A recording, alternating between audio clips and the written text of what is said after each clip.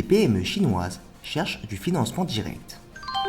Chine, les jeunes votent pour acheter ou louer. La lutte pour préserver l'artisanat traditionnel chinois. Renault et Jiangling Group créent une joint venture spécialisée dans les véhicules à énergie nouvelle.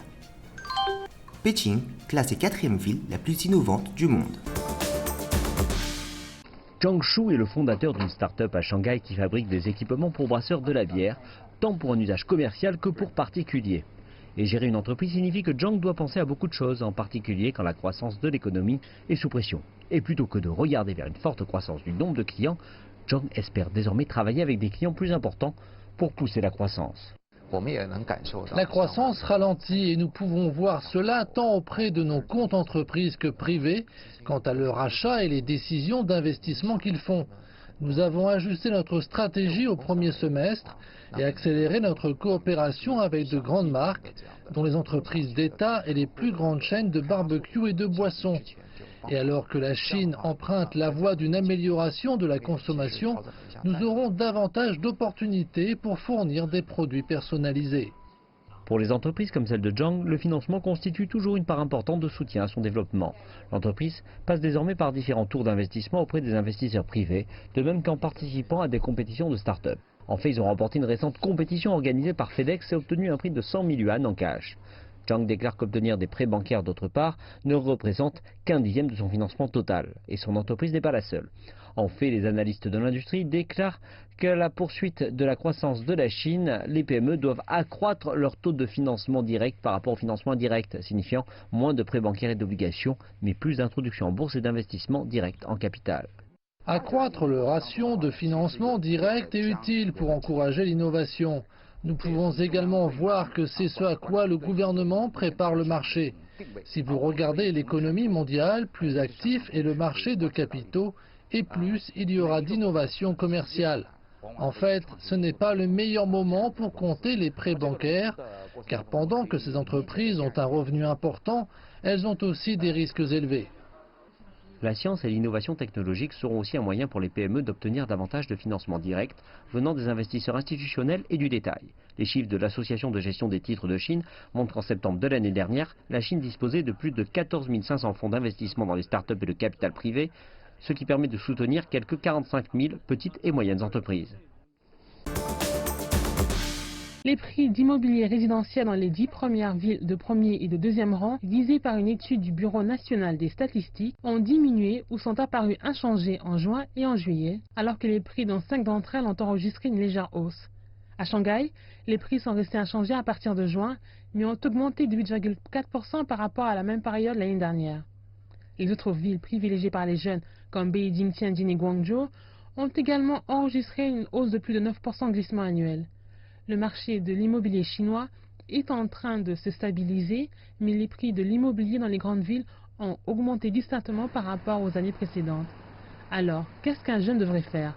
Acheter ou louer? La réponse est quasi unanime. Acheter ou louer, les deux ont des bons points. Si vous achetez, cela vous donne une certaine stabilité, mais un appartement loué n'est jamais réellement le vôtre. Je pense qu'il est plus stable d'acheter un appartement. Vous ne pouvez pas louer pour toujours. C'est donc mieux d'acheter. Les gouvernements locaux encouragent le développement des marchés immobiliers. Les villes comme Guangzhou, Wuxi et Shanghai proposent à présent des politiques préférentielles aux locataires, comme les autoriser à déposer une demande pour un permis de résidence locale. Ces villes encouragent les promoteurs à élargir leurs entreprises de location. Et selon les experts, les marchés de la location ont besoin de leur propre régulation pour attirer les locataires.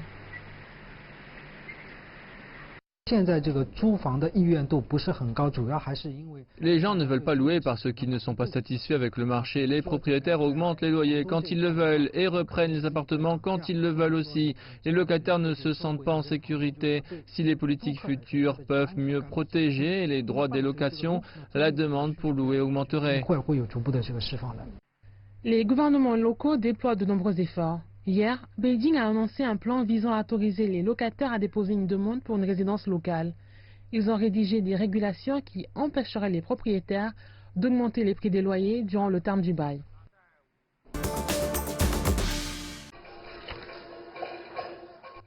Ces artistes brillent véritablement quand ils sont dans l'ombre. Et aussi dans la classe de Beijing, les comptes de ce conflit viennent en lumière. pour le plaisir d'un jeune public. Il s'agit de l'art du théâtre de marionnettes d'ombre chinoise, où des maîtres manœuvrent avec expertise des figurines sur un écran translucide. Mais sa popularité décroît, alors qu'il entre en compétition avec des formes modernes de divertissement telles que la télévision et les jeux vidéo. Et cela inquiète Lu Baogang. Il est originaire d'une famille qui a créé l'une des plus anciennes écoles de théâtre d'ombre de Beijing. Le développement futur de l'art repose sur eux, la jeune génération. L'espoir est sur eux. L'art n'aura pas d'avenir sans les jeunes. Une troupe à Beijing est parvenue à survivre. Elle est composée de 60 marionnettistes atteints de nanisme tels que Tin Xin-chun.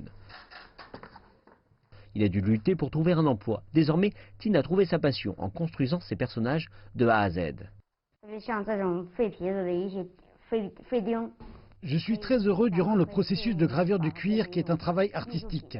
Je les chéris tellement qu'elles sont comme mes bébés. Mais la fondatrice de la troupe est inquiète pour l'avenir.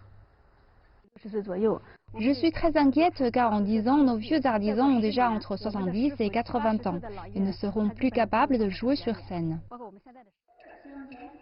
Les marionnettistes ont alors cherché de nouvelles voies d'attirer le public, comme incorporer des thèmes modernes. Et les gouvernements locaux sont aussi intervenus pour maintenir cet art en vie. Les marionnettistes déclarent que le public peut aussi faire fonctionner le bouche à oreille.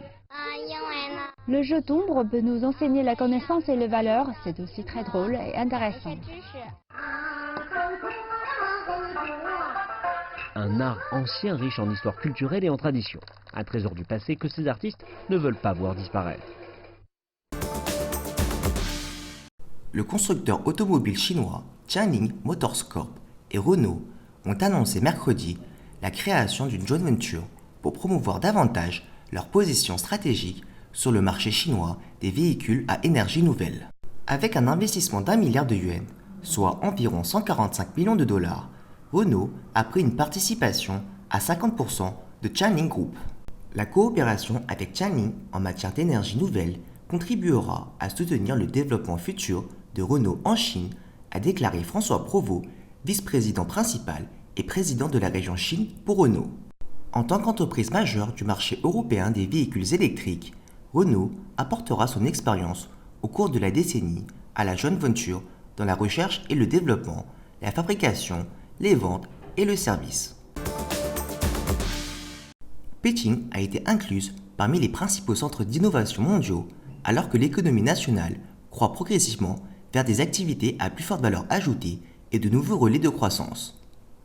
Selon un rapport récent du cabinet de conseil JLL, la capitale chinoise se classe ainsi au 4e rang en termes d'innovation parmi toutes les villes du monde, après San Francisco, Tokyo et Singapour.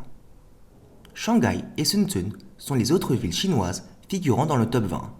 Les principaux paramètres incluent les demandes de brevets internationales, l'attraction de capital risque, les investissements dans les industries de haute technologie et les dépenses en matière de recherche et de développement.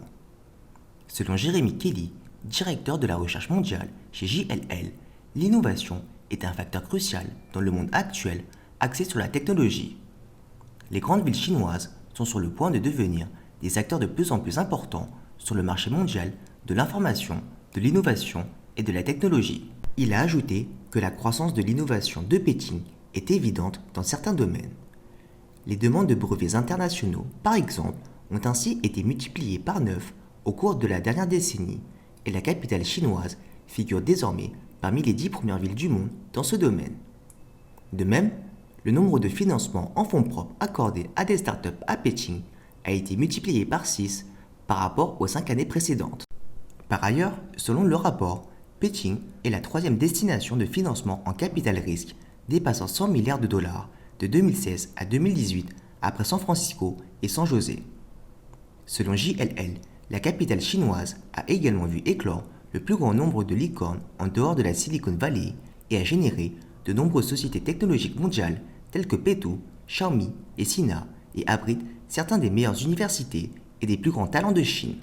En 2014, les autorités centrales chinoises ont souligné la position de Pékin en tant que centre politique national, centre culturel, centre d'échanges internationaux et centre d'innovation technologique. Selon un document publié par le Conseil des affaires d'État en 2016, Pékin devrait devenir un nouveau moteur d'innovation dans le monde et être le fer de lance des efforts du pays en matière d'innovation d'ici 2030.